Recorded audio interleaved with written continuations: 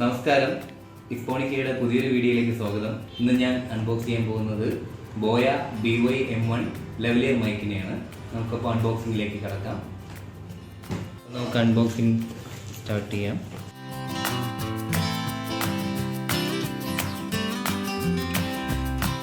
പാക്കേജിങ്ങിൽ വരുമ്പോൾ ബോയ ലെവലിയർ മൈക്രോഫോൺ. ഇതിലൊരു scratch coating നിങ്ങൾക്ക് കാണാം. ഇത് സ്ക്രാച്ച് ചെയ്തിട്ട് മെസ്സേജ് അയച്ചു കഴിഞ്ഞാൽ ഇത് ഒറിജിനൽ പാക്കേജ് ആണോ അല്ലേ എന്നുള്ള കാര്യങ്ങൾ നമുക്ക് അറിയാൻ പറ്റും. പിന്നെ ഇത് എന്തിനൊക്കെ വേണ്ടി യൂസ് ചെയ്യുക എന്നുള്ളതിൻ്റെ ഡിസ്ക്രിപ്ഷൻ ഉണ്ട്. Smart phones, cam coders, DSLR, audio recorders, PC ഇതിനെല്ലാത്തിനും നമുക്ക് ഇത് സ്യൂട്ടബിൾ ആണ്. പിന്നെ ഇവിടെയും കൊടുത്തിട്ടുണ്ട് ഏതൊക്കെ കോമ്പറ്റബിൾ ആണെന്നുള്ള കാര്യം.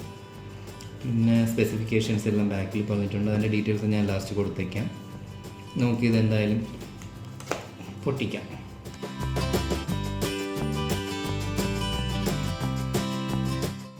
പാക്കേജ് ഒരു ലെതർ പാക്കേജൊക്കെ ആയിട്ടാണ് വന്നിരിക്കുന്നത്. ഓക്കെ, അടിപൊളി. ഇതിൻ്റെ കൂടെ കാറ്റലോഗ് ഉണ്ട്, പിന്നെ ഒരു വാറണ്ടി കാർഡും ഉണ്ട്. നമ്മുടെ പാക്കേജിങ് ഒക്കെ അടിപൊളിയായിട്ടുണ്ട്. ബോയയുടെ ലെതർ പാക്കേജ് ആയിട്ടാണ് വന്നിരിക്കുന്നത്. സാധാരണ മൈക്കിന് ഇങ്ങനത്തെ ഒരു പാക്കേജ് അങ്ങനെ കാണാറില്ല. ഇത് കൊള്ളാം, അടിപൊളി. നമ്മുടെ ലെവലിയർ മൈക്ക് ഇതാണ് മൈക്ക്. ഒരു പ്ലാസ്റ്റിക് ബിൽഡ് ക്വാളിറ്റിയാണ് ഇതിൽ വന്നിട്ടുള്ളത്. പിന്നെ ഇത് TRRS സപ്പോർട്ട് ചെയ്യുന്നതാണ്. TRRSും സപ്പോർട്ട് ചെയ്യും, TRSും ചെയ്യും. അത് ഇതിൽ തന്നെ കാണിക്കുന്നുണ്ട്. നമുക്ക് ഒരു ക്യാപ്സ്യൂൾ സംഭവം ഇതിൻ്റെ കൂടെ വന്നിട്ടുണ്ട്. അതായത് ഇതിൽ കാണാൻ പറ്റും. ഓഫാക്കി വെച്ച് കഴിഞ്ഞാൽ നമുക്ക് സ്മാർട്ട് ഫോണിൽ കണക്ട് ചെയ്ത് യൂസ് ചെയ്യാം. അതായത് TRRS ആയിട്ട് വരും. ഇതിൽ 3 ഇതായിട്ടുള്ള. അതേസമയം ഇത് ഓണാക്കി വെച്ച് കഴിഞ്ഞാൽ DSLR ക്യാമറ അങ്ങനെയുള്ളവർക്ക് യൂസ് ചെയ്യാൻ വേണ്ടിയിട്ട് ക്യാമറ മോഡ് ഓൺ ആക്കി കഴിഞ്ഞാൽ അങ്ങനെ യൂസ് ചെയ്യാം. ഇതിനകത്തൊരു ബാറ്ററി ഉണ്ട്. നമുക്കിത് ഓപ്പൺ ചെയ്ത് കഴിഞ്ഞാൽ ഒരു ബാറ്ററി വയ്ക്കാനുള്ളൊരു സ്ലോട്ട് കാണാം. ഇവിടെയാണ് നമ്മൾ ബാറ്ററി ഇൻപുട്ട് ചെയ്യേണ്ടത്. അത് കഴിഞ്ഞാൽ ഇത് ഓൺ ആക്കി കഴിഞ്ഞാൽ നമുക്ക് DSLRൽ നമുക്ക് യൂസ് ചെയ്യാം. നമുക്ക് വേറൊരു പാക്കറ്റും കൂടെ ഉണ്ട്. അതിനകത്ത് എന്തൊക്കെയാണെന്ന് നോക്കാം. ഒരു LR44 ടൈപ്പ് ബാറ്ററി ഉണ്ട്. പിന്നെ നമ്മുടെ ഷട്ടിലൊക്കെ പെയിൻറ്റ് ചെയ്ത് വയ്ക്കാൻ പറ്റുന്ന ക്ലിപ്പുണ്ട്. പിന്നെ ഒരു എയർ ഫിൽറ്റർ ഉണ്ട്. പിന്നെ ഒരു സാധനം കൂടെ ഉണ്ടാകുമല്ലോ, ആംപ്ലിഫയറിലൊക്കെ കണക്ട് ചെയ്യാൻ പറ്റുന്ന ഒരു ജാക്കും കൂടെ പ്രൊവൈഡ് ചെയ്തിട്ടുണ്ട് അവർ. ഈ ഫിൽറ്റർ നമുക്ക് ഈ മൈക്ക് ഹെഡിൽ കണക്ട് ചെയ്ത് കഴിഞ്ഞാൽ ഒരുവിധപ്പെട്ട നോയ്സൊക്കെ നമുക്ക് ഫിൽറ്റർ ചെയ്ത് കളയാനും പറ്റും. അടുത്ത നമുക്ക് ഇതിൻ്റെ ബാറ്ററി ഇൻസ്റ്റലേഷൻ അങ്ങനെയുള്ള പാർട്ടൊക്കെ നോക്കാം. ഇതിൽ കുറച്ച് ശ്രദ്ധിക്കേണ്ട ഒരു കാര്യം എന്ന് പറഞ്ഞാൽ, ഇത് നിങ്ങൾക്ക് ഇപ്പം കാണാൻ കഴിയും. ഇതിനകത്തൊരു റിബൺ കിടപ്പുള്ളതായിട്ട് കാണാൻ കഴിയും. ആ റിബൺ ആക്ച്വലി എന്തിനെന്ന് വെച്ചാൽ നമുക്ക് ബാറ്ററി ഇട്ടിട്ട് അത് പിന്നീട് റിമൂവ് ചെയ്യാനുള്ള എളുപ്പത്തിന് വേണ്ടിയിട്ടാണ്. ഇത് ഇങ്ങനെ വയ്ക്കണം.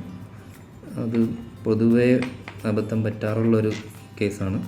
ഇത് പുറത്തേക്ക് വെച്ച് കഴിഞ്ഞാൽ ഇതിന് ശേഷം വേണം, ഇവിടെ പോസിറ്റീവ് നെഗറ്റീവ് കാണിച്ചിട്ടുണ്ട്, അതനുസരിച്ച് ബാറ്ററി ഇതിനകത്ത് ഇൻസേർട്ട് ചെയ്യുക. പ്രസ് ചെയ്ത് വെച്ച് കഴിഞ്ഞാൽ കണ്ടോ, ഈ റിബൺ ഇവിടെ പുറത്ത് ഇങ്ങനെ നിൽക്കും. പിന്നീട് നമുക്ക് ബാറ്ററി ഇജക്റ്റ് ചെയ്യണമെങ്കിൽ ഈ റിബൺ ഇങ്ങനെ വലിച്ചാൽ ഈ ബാറ്ററി പുറത്തേക്ക് വരും.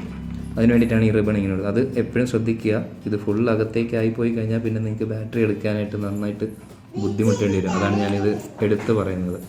ഓക്കെ, അപ്പോൾ ഇത് ശ്രദ്ധിക്കേണ്ട ഒരു കാര്യമാണ്. ഞാനിപ്പം ബാറ്ററി ഇൻസേർട്ട് ചെയ്തു.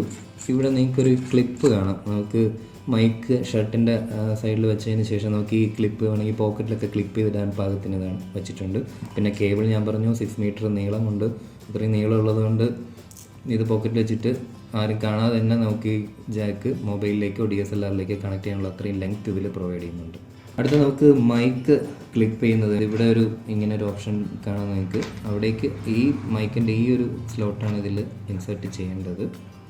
അത് മാക്സിമം നമ്മൾ ഫിൽറ്റർ അയച്ചു വെച്ചിട്ട് ഇതാക്കണ്ടോ, ഇതിപ്പോൾ പെർഫെക്റ്റ് ഫിറ്റ് ആയിട്ടിരിക്കും. എന്നിട്ട് നമ്മൾ ഷർട്ടിൻ്റെ സൈഡിൽ എവിടെയെങ്കിലും ക്ലിപ്പ് ചെയ്ത് വെച്ച് കഴിഞ്ഞാൽ മൈക്ക് നമ്മുടെ ഫേസ് ചെയ്യുന്ന രീതിയിൽ കറക്റ്റ് ആയിട്ട് ഓഡിയോ കിട്ടുന്ന രീതിയിൽ നമുക്ക് വയ്ക്കാൻ പറ്റും. അപ്പോൾ ഇത്രയാണ് നമുക്ക് ബോയയുടെ ഈ ഒരു ലെവലിയർ മൈക്കിനെ കുറിച്ച് പറയാനുണ്ടായിരുന്നത്. പിന്നെ ഞാൻ ഇത്രയും നേരം റെക്കോർഡ് ചെയ്തുകൊണ്ടിരുന്നത് മൊബൈലിലെ നോർമൽ മൈക്കിലാണ്.